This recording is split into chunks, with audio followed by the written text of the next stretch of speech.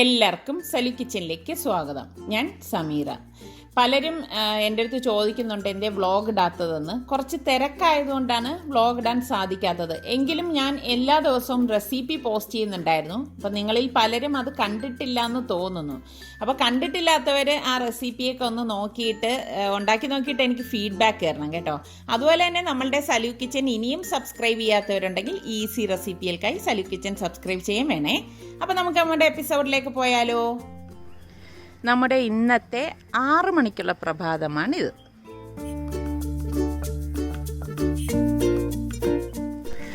നമ്മുടെ സുൽത്താൻ ചെടിയുടെ മൂട്ടിൽ ഇടാൻ വേണ്ടിയിട്ട് വീടിന് മുമ്പിൽ ഒരു തടം ഉണ്ടാക്കി അവിടെ ഇടാൻ വേണ്ടിയാണ്. നല്ല വളമുള്ള മണ്ണാണ്. പണ്ട് ആട്ടും കാട്ടൊക്കെ ഇട്ടിട്ട് നല്ല വർഷം എത്രയായി. എന്തിനാ ഇല എടുത്തിട്ട് നല്ലതാണ്. അത് ഡ്രൈ ആവുമ്പോഴല്ലേ.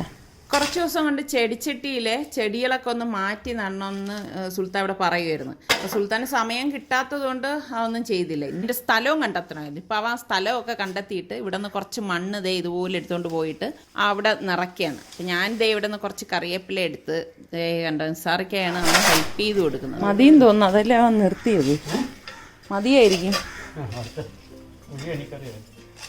ആമനെ ഇത് നല്ല വളമുള്ള മണ്ണാണ്. ആട്ടുംകാട്ടവും പിന്നെ ഈ ഇലകളുടെ അതായത് ഉണങ്ങി അത് അഴുകി ചേർന്ന നല്ല വളക്കൂറുള്ള മണ്ണാണിത്. അത്ര പോരാ, ഇനിയും വേണോ? ഒന്നുകൂടി ഇതുവരെ നല്ലതാണ്. എന്താണ്? തുളസി ഉണ്ട്. തുളസി ആ കൂട്ടത്തിൽ തുളസി ഇല്ലേ? ഉണ്ട്. എന്തൊക്കെ നട്ടു നീ? തുളസി 2 എണ്ണം, മറ്റേ മുല്ല, മാങ്ങ 2 മാങ്ങ, അലോവേറ.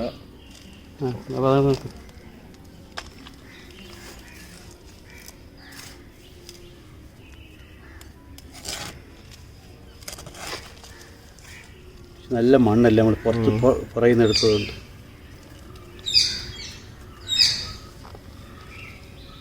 ഇപ്പോൾ സുൽത്താൻ ചെയ്യുന്നതൊക്കെ ഞാനിങ്ങനെ നോക്കിക്കൊണ്ട് നിൽക്കുമായിരുന്നു. എനിക്ക് ഭയങ്കര ഇഷ്ടമാണ് ഇങ്ങനെ കണ്ടോണ്ട് നിൽക്കാനായിട്ട്. അപ്പോൾ സുൽത്താൻ ഈ കൊച്ചു കൊച്ചു ചെടികളും മുല്ലയും പിന്നെ അവിടെ ഈ ജമന്തി ഒരു ടൈപ്പ് ഉണ്ടല്ലോ, ആ ടൈപ്പും ഒക്കെ കൊണ്ടുവന്നത് ഇതുപോലെ നട്ട് വെച്ചിരിക്കുകയാണ്. അപ്പം ഞാനതൊക്കെ നോക്കിക്കൊണ്ട് നിന്നിട്ട് പിന്നെ എനിക്ക് അടുക്കളയിൽ പണിയുണ്ടായിരുന്നു. ഞാൻ ചായക്കൊന്നും വെച്ചിട്ടില്ലായിരുന്നു. ഈ സമയത്താണ് ഞാൻ വന്നിട്ട് ചായ ഉണ്ടാക്കുന്നത്. അപ്പോൾ വീക്കെൻഡ് ആയതുകൊണ്ട് തന്നെ ഇന്ന് വലിയ ധൃതിയിലൊന്നും ഒരു കാര്യവും ഞാൻ ചെയ്യത്തില്ല, സമാധാനമായിട്ട് ചെയ്യത്തേ ഉള്ളൂ. അതുകൊണ്ടാണ് ഇന്ന് ചായ എടുക്കാൻ തന്നെ ലേറ്റായത്. അപ്പോൾ ഇവർ രാവിലെ ഇതുപോലെയുള്ള പണികളൊക്കെ ചെയ്യുന്നത് നോക്കിക്കൊണ്ടിരിക്കുകയായിരുന്നു. അപ്പോൾ ചായ എടുത്തിട്ട് വന്നിട്ട് ഞാൻ ദേ ഈ കറിവേപ്പില പറിച്ചുകൊണ്ട് വന്നില്ലേ, അപ്പോൾ അതിനി ബോട്ടിലാക്കി വെക്കുകയാണ്. പലരും എൻ്റെ അടുത്ത് ചോദിക്കത്തില്ലേ ഞാൻ എങ്ങനെയാണ് കറിവേപ്പില സൂക്ഷിക്കുന്നതെന്ന്. ഇങ്ങനെയാണ് ഒരു നല്ല ഉണങ്ങിയ ബോട്ടിലെടുത്തിട്ട് അതിലേക്ക് ടിഷ്യൂ വെച്ച് കൊടുക്കും. ഇതുപോലെ വെച്ച് കൊടുക്കും. ഞാനിവിടെ ഒരു 2 ടിഷ്യൂളോ ഇതുപോലെ വെച്ച് കൊടുക്കും. ഇങ്ങനെ വെച്ച് കൊടുത്ത ശേഷം കറിവേപ്പില ഇതുപോലെ ഞാൻ പറിച്ച് ഇളക്കിയെടുത്ത് വെച്ചിട്ടുണ്ടല്ലോ, ഇതിനകത്തേക്ക് വെച്ച് കൊടുക്കും.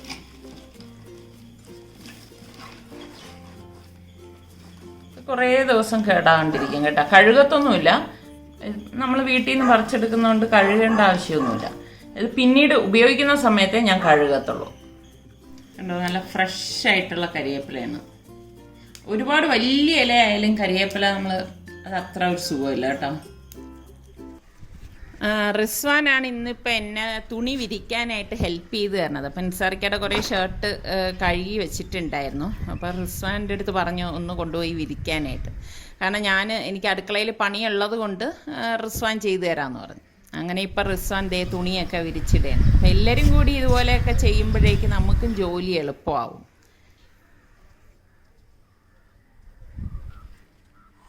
കുറേ പേര് ഈ അടുത്ത് വ്ളോഗ് ഇല്ലേന്ന് ചോദിച്ചിട്ടുണ്ടായിരുന്നു. അപ്പോൾ കുറച്ച് തിരക്ക് കാരണമാണ് വ്ളോഗ് ഇല്ലാതിരുന്നത്. എന്നാലും റെസിപ്പി ഞാൻ നിങ്ങൾക്ക് മുടങ്ങാതെ പോസ്റ്റ് ചെയ്യുന്നുണ്ടായിരുന്നു കേട്ടോ. പലരും എനിക്ക് തോന്നുന്നു അത് കണ്ടിട്ടില്ല.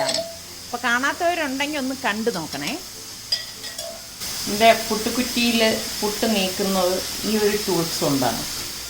നല്ല ആവി പറക്കുന്ന പുട്ടാണ്. പുട്ടിന് ഞാൻ ഇന്ന് പഴമാണ് കൊടുക്കുന്നത്. പഴം മാത്രമേ ഉള്ളൂ.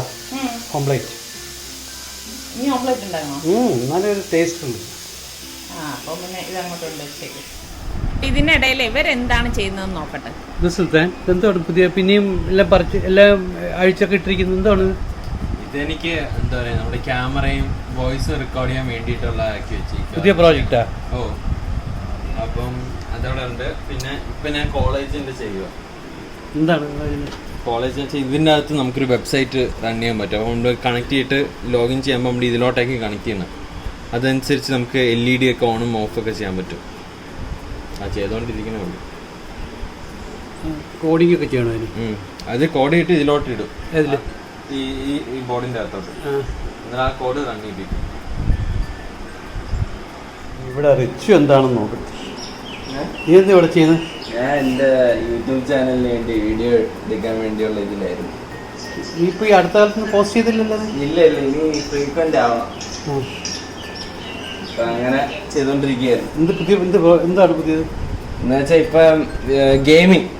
അപ്പം ഡയറക്റ്റ്ലി സ്ക്രീനിൽ കാണാൻ പറ്റും എന്താണ് എന്നെ അവിടെ കാണാൻ പറ്റും. ഇവിടെ എടുക്കുമ്പം എൻ്റെ ഗെയിമിങ് ഇത് വരും.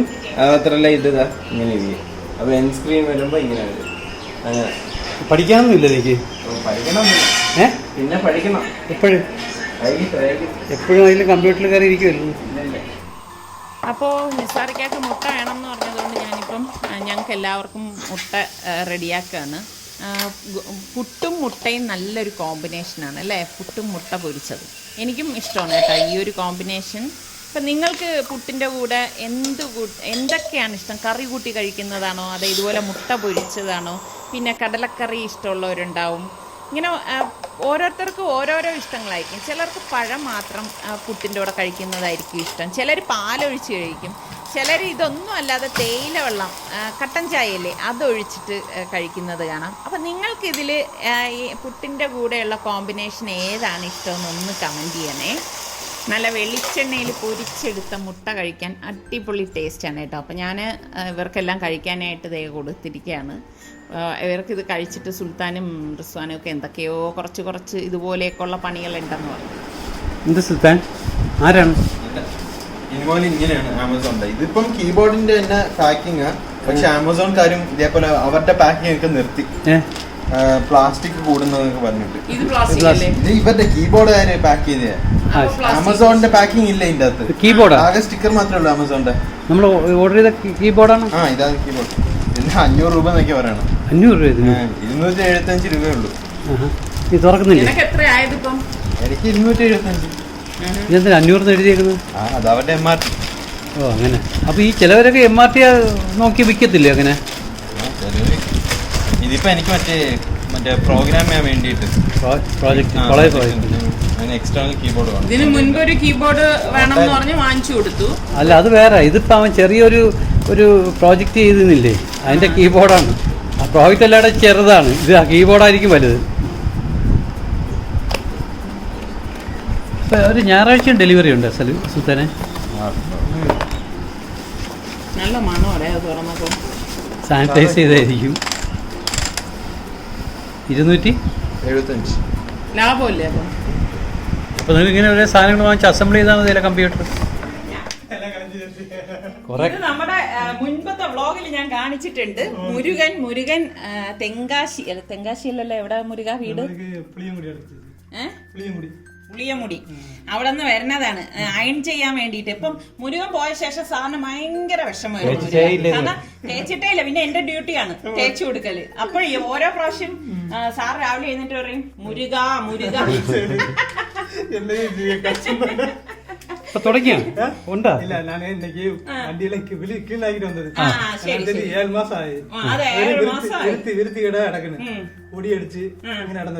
വണ്ടിയൊക്കെ നല്ല അളച്ച് വൃത്തിയാക്കി വിട്ടിട്ടാണ് പറഞ്ഞത്.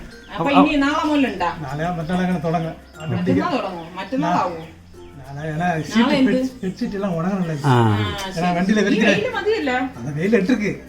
അവിടെ പോയിട്ട് മുരുകൻ എന്തായിരുന്നു കെട്ടിടപ്പണി പോയത്?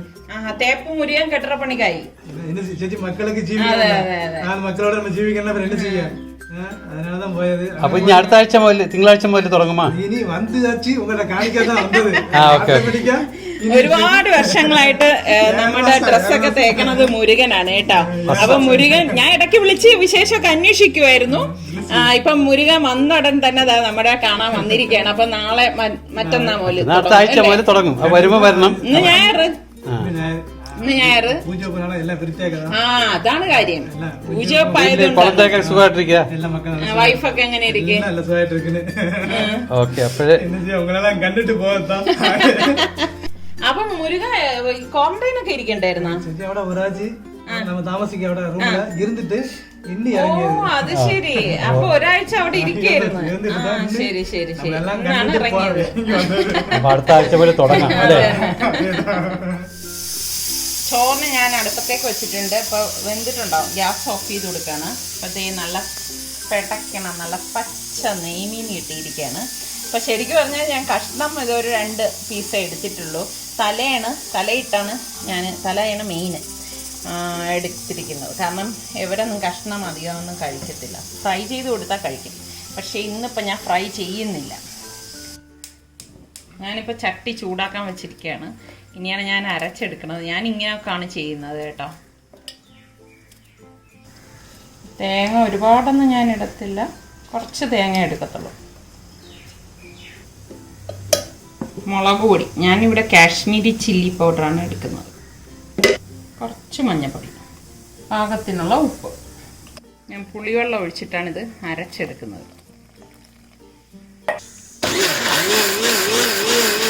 ഞാൻ മീൻകറിക്ക്, തേങ്ങ അരച്ച മീൻകറിക്ക് നന്നായിട്ട് ഫൈനായിട്ട് അരയ്ക്കത്തില്ല കേട്ടോ. അതായത് നമ്മൾ അമ്മിക്കല്ലിൽ എങ്ങനെയാണ് അരച്ചെടുക്കുന്നത് ആ ഒരു രീതിയിൽ മാത്രമേ ഞാൻ അരച്ചെടുക്കാറുള്ളൂ. പിന്നെ ഇതുപോലെ കുറച്ച് കറിവേപ്പിലയൊക്കെ ഇട്ടിട്ട് പച്ചമുളക് സാമ്പാർ മുളക് എന്നാണ് നമ്മുടെ തിരുവനന്തപുരത്ത് ഈ മുളകിന് പറയുന്നത്. ഈ മുളക് ഉണ്ടെങ്കിൽ ഞാൻ മീൻകറിക്ക് ഈ മുളകേ ഇടത്തുള്ളൂ കേട്ടോ. അപ്പോൾ ഇതിട്ടിട്ട് ഇതുപോലെ ഒന്ന് ഇളക്കി കൊടുക്കും. പക്ഷേ ഇങ്ങനെ കറി വെക്കുമ്പോൾ ഉണ്ടല്ലോ നല്ല ടേസ്റ്റാണ്. അപ്പം ഞാനൊരു മുരിങ്ങയ്ക്ക ഇതിലേക്ക് കട്ട് ചെയ്തിടാൻ, നിസാറിക്കൊക്കെ ആണെങ്കിലും മീൻ കറിയുടെ കൂടെ ആയാലും മുരിങ്ങയ്ക്ക ഭയങ്കര ഇഷ്ടമാണ്. അപ്പോൾ ഇവിടെ മുരിങ്ങയ്ക്ക ഇരുന്നത് കൊണ്ട് ഞാനിപ്പം മുരിങ്ങയ്ക്കയും ഇട്ടിട്ടാണ് ഈ ഒരു കറി തയ്യാറാക്കുന്നത്. അപ്പോൾ ഇതുപോലെ നന്നായിട്ട് തിള വരുന്ന സമയത്തെ ഞാൻ മീൻ കഷ്ണങ്ങൾ ഇതിലേക്ക് ഇട്ട് കൊടുക്കാറുള്ളൂ. ഇന്നത്തെ ശരിക്കും പറഞ്ഞാൽ തലക്കറിയാണ് കേട്ടോ. പക്ഷെ നല്ല ടേസ്റ്റ് ആയിരിക്കും. നിങ്ങൾ ചെയ്ത് നോക്കാത്തവർ ഈ രീതിയിലൊന്ന് ചെയ്ത് നോക്കിയിട്ട് എനിക്കൊന്ന് ഫീഡ്ബാക്ക് തരണേ. നിങ്ങളൊക്കെ ചെയ്യുന്നത് തന്നെ ആയിരിക്കും ഈ ഒരു മീൻ കറി. അപ്പോൾ ആ സമയം തന്നെ ഞാൻ ചോറും റെഡിയാക്കി വെച്ചിട്ടുണ്ടായിരുന്നു. പിന്നെ ഞാൻ പറഞ്ഞില്ലേ, ഇന്നിപ്പോൾ വലിയ മെനു ഒന്നും നമ്മൾ തയ്യാറാക്കിയിട്ടില്ല. ഇന്ന് ജസ്റ്റ് ഈ ഒരു മീൻ കറിയും ചോറും മാത്രമേ ഉള്ളൂ. ഈ ഒരു മീൻകറി ഒരു 4 മിനിറ്റ് മാത്രം മതിയാവും കേട്ടോ. ഒരു 5 മിനിറ്റിനുള്ളിൽ തന്നെ കറി ഇവിടെ തയ്യാറായി കിട്ടും. പലർക്കും ഉള്ളൊരു സംശയമാണ് ഇത് വെന്ത് കിട്ടുമോ എന്നൊക്കെ ഉള്ളത്. കറക്റ്റ് പരുവായിരിക്കും കേട്ടോ. ഇന്ന് വളരെ സിമ്പിളായിട്ടുള്ള ഊണാണ്. മീൻകറിയും ചോറ് മാത്രമേ ഉള്ളൂ. മീൻകറി അല്ല, തലക്കറി. ഓ നൈസ് പീസ്. ഇതേണ്ട.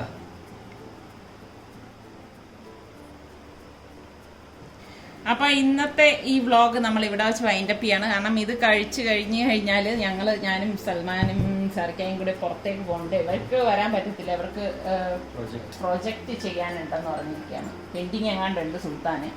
അപ്പോൾ ഇനി അടുത്ത് നമുക്ക് നല്ല റെസിപ്പിയുമായിട്ട് വരുന്നത് വരെ എല്ലാവർക്കും ബൈ. അപ്പതാ എൻ്റെ പ്രകാരം എൻ്റെ റിക്വസ്റ്റ് പ്രകാരം വാപ്പതാ പപ്പായ കട്ട് ചെയ്തിരിക്കുന്നു. അടിപൊളി.